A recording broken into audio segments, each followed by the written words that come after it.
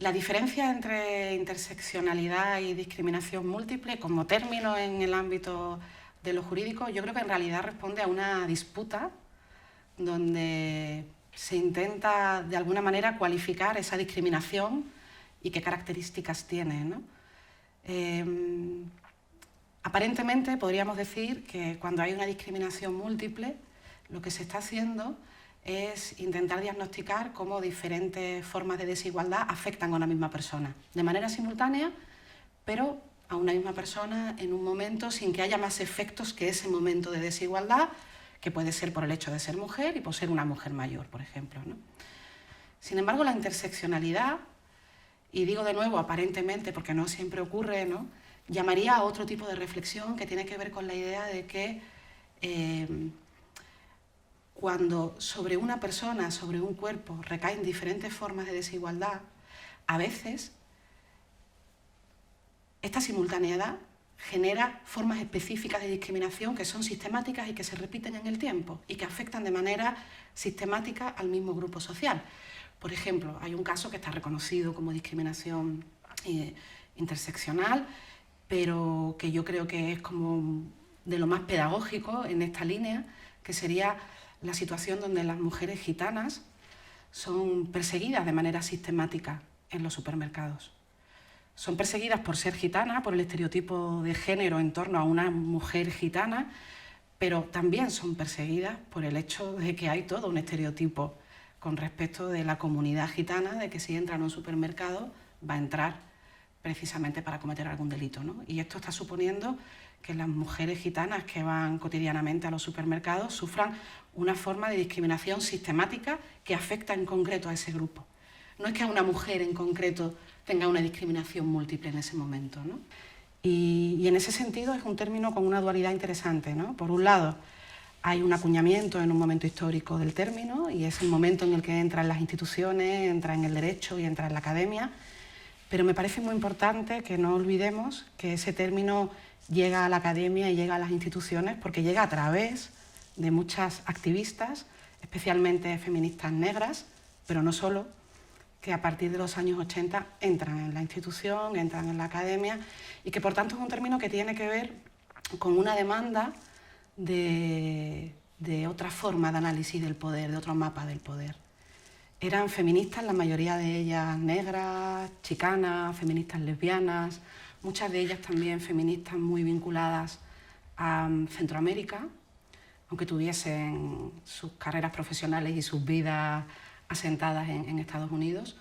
que van a plantear que el feminismo lleva demasiado tiempo analizando la realidad social únicamente desde la variable sexo-género. Yo creo que es muy importante poder conceptualizar bien y poder entender bien la genealogía histórica de la interseccionalidad en estos grupos feministas periféricos, críticos, como ellas hablaban de sus demandas y de sus experiencias en función de su histórico, en función de la raza, de la clase, no solo como mujeres, porque si no nos puede pasar, y esto está pasando y está siendo muy criticado desde Latinoamérica con toda la razón, que la interseccionalidad se convierte en una suerte de palabra progresista que colocamos en las charlas, que colocamos en las leyes, pero que en realidad no está garantizando derechos. Y creo que hay un ejemplo muy claro de cómo puede pasar esto, el anteproyecto de ley de libertades sexuales, que es un anteproyecto que nace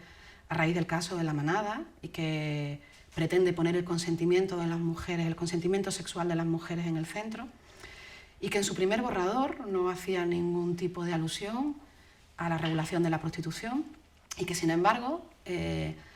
pandemia mediante, en el mes de octubre del año 2020 sale un segundo borrador donde esta ley, que iba a estar centrada únicamente en temas de violencia sexual y en temas de violencias machistas en general, pero especialmente violencia sexual y en temas de consentimiento, empieza a regular temáticas vinculadas a la prostitución. Y es una ley que curiosamente utiliza no en pocas ocasiones la palabra interseccionalidad. De hecho, habla de un enfoque interseccional, pero sin embargo, cuando nos vamos a ver la regulación que hace con el tema, por ejemplo, de prostitución, es una ley que elimina el consentimiento sexual de las trabajadoras sexuales y es más, es una ley que propone modificaciones en el Código Penal que pueden conllevar hasta 4 años de cárcel para trabajadoras sexuales que regenten espacios, casas de citas. Hay muchas trabajadoras sexuales que por edad, por ejemplo, ya no trabajan, no ejercen, pero sí regentan algún tipo de espacios, o para trabajadoras sexuales que compartan su lugar de trabajo con otras compañeras. En ese sentido es bastante perverso la utilización de la interseccionalidad, no para garantizar y aumentar derechos, sino para eliminarlos o para retroceder en el ámbito de la garantía de derechos, ¿no? Yo creo que también la interseccionalidad nos abre un mapa no solo para pensar de otra manera feminista la desigualdad, la igualdad, el poder y el papel del Estado en el poder, sino que también de alguna manera nos está obligando a pensar en otra forma de hacer política pública. O sea, no podemos tener toda esta reflexión o iniciar toda esta reflexión sin entender que al final el cauce por el que todo esto debe ir es la política pública. Y en ese sentido creo que la interseccionalidad nos obliga a reconocer subjetividades políticas que de alguna manera nunca han sido reconocidas, especialmente en Europa. Y reconocer esas subjetividades políticas parte en primer lugar por reconocer que nunca ciertas voces han estado en los foros donde se han construido las leyes, donde se ha debatido en la academia, en lo que hemos considerado como con cierto estatus de ciudadanía, ¿no? Han estado fuera o hemos dejado fuera del ágora ciudadana a cantidad de colectivos que creo que ya hoy no van a permitir que en el Estado-nación europeo se siga en esa dinámica, ¿no? O occidental en general. Creo que esto es una dinámica muy del norte y que tiene que ver con las políticas de frontera, que tiene que ver con las migraciones, pero que tiene que ver también con sujetos feminizados, aunque no sean feminizados de manera social, aunque no sean mujeres biológicas, y tiene que ver con todo aquello que de alguna manera nos contaba la economía feminista del BBVA, el varón blanco, burgués y adulto, como un sujeto referente del pensamiento liberal, de la construcción política de la modernidad, y que sigue siendo el referente. De hecho, todo lo que se queda fuera de ese hombre que es varón blanco, burgués y adulto ha tenido que pelear mucho en los últimos siglos para ser parte de la ciudadanía. Yo creo que de alguna manera el 15M fue un proceso que politizó a muchos sectores sociales y que, visto desde hoy, podríamos decir que no tiene vuelta atrás. Yo creo que especialmente aquellos colectivos que incluso desde el feminismo no han sido nunca oídos, hoy tienen una capacidad de enunciación que no está siendo reconocida, que a veces no está siendo oída, pero que me parece muy interesante rescatar y que me parece muy interesante poder oír con detenimiento. Y hablo, por ejemplo, de los colectivos de mujeres jornaleras en Huelva y toda la lucha que están llevando a cabo, donde, como hicieran las feministas en los años 60 y 70, las feministas críticas y periféricas,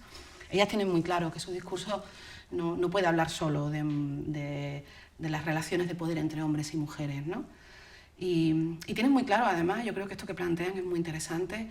que mientras el feminismo está entrando en una dinámica de confrontación interna en torno a cuestiones más de corte político y simbólico que ideológica, se están dando situaciones atroces en los campos de Huelva, en los campos de Almería, y no se está planteando en la agenda política esta cuestión como una prioridad. Y son cuestiones, además, que, como decía antes, no pasan solo por la reflexión del vínculo de poder entre hombres y mujeres, ¿no? Sino que pasan por entender también que hay un sistema agrícola que está anclado a la explotación de la tierra, pero que también está anclado a la explotación de los cuerpos, especialmente de los cuerpos de las mujeres,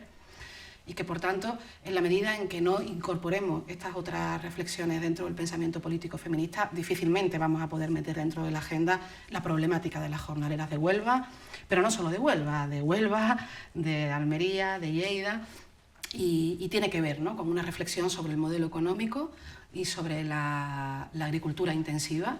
y sobre cómo necesita expoliar la tierra y los cuerpos. Y es algo que ellas están planteando, creo que de una manera muy clara, muy sabia, y creo que nos devuelven reflexiones muy a la altura de las que las feministas comunitarias en Latinoamérica nos están devolviendo, ¿no? En torno al vínculo entre la explotación de la tierra y la explotación de los cuerpos de las mujeres.